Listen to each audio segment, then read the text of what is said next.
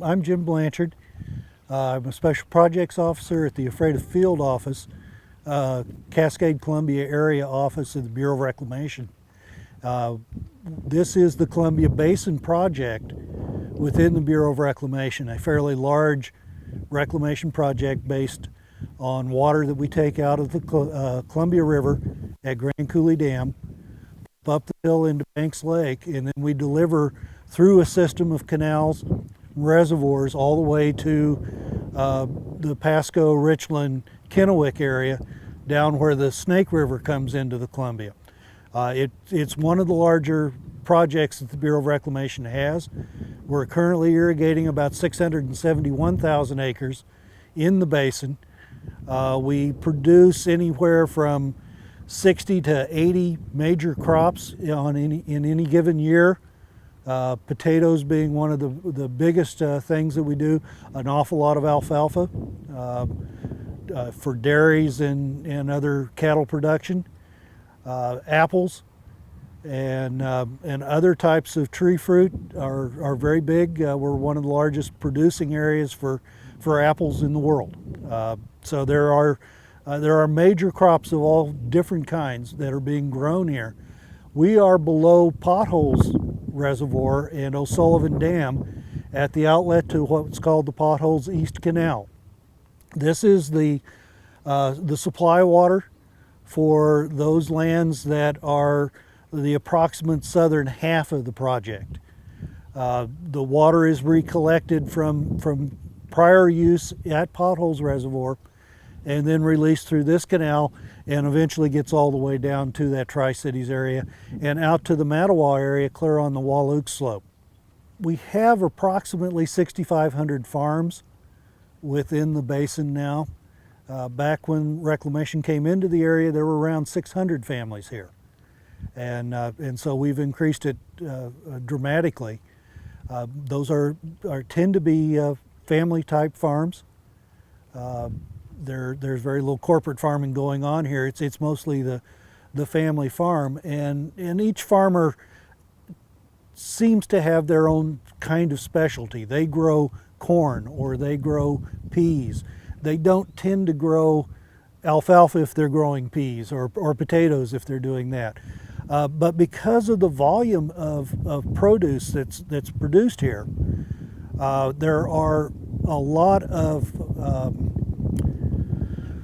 processing firms that have moved in. There are places that process 80% of the frozen potato products for PepsiCo Corporation. There are one processor that processes like 200 different package or companies worth of frozen corn. Just big percentages of the national production of certain products. We grow a lot of seed crops that really aren't grown anyplace else in the United States. So it's such a good growing area that they're able to grow all kinds of different products. The current estimate for value of crops is a little over $1 billion a year. This is a very dry area. We're in the 10-inch rain belt over here, and so prior to project bringing water in, there just wasn't much in the way of puddles of water around. There were no major lakes other than Moses Lake, and it wasn't very big at that time. With the advent of irrigation water, we have developed something in excess of 80,000 acres of wetlands. We're actually standing right now in the Columbia Basin Wildlife Refuge, which is a national wildlife refuge. But just to the north of the dam, those lands are managed by the Washington State Department of Fish and Wildlife, again for fish and wildlife uses.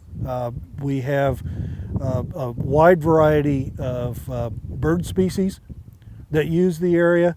We have over 100,000 Canada geese that overwinter here now that never were able to prior to the project.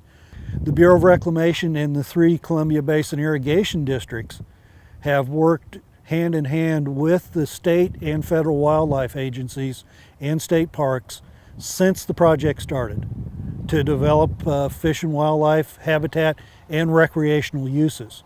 The concerns that the Bureau of Reclamation has with establishment of the mussels in this area are not so much in a big canal like this, but in the much smaller canals that we use to get water out of the big canals to all the farmlands. Those things keep getting smaller and smaller.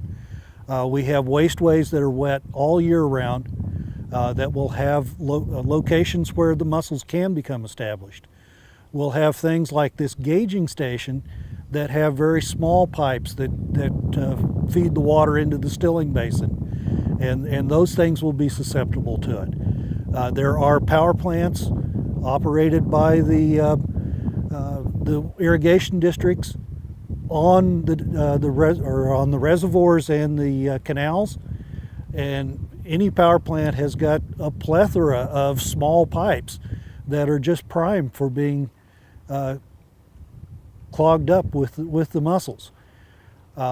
Fish and wildlife impacts could become fairly significant. We've seen those in other places in the United States and in Canada where the mussels come in and they remove so much of the plankton types of things that the fish life just can't survive.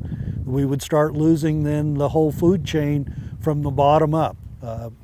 And this area should be no different than any place else where we've seen the infestations. We have a real concern that way. As we move out of the large canals like this one, the canals that deliver the water out to the individual farmers become smaller according to the need for the amount of water. As they become smaller, I believe they will be more susceptible to infestation and incrustation by the mussels.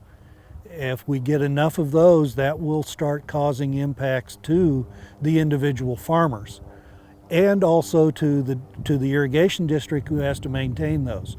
Most of those smaller canals have got trash racks on them.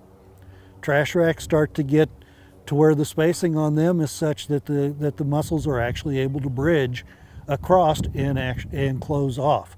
Luckily for us in this project, many of the places dry up during the winter time and we may not have large infestations, but we have a number of places, in particular our wasteways, where water is returning from the irrigation during the summer that will stay wet year round.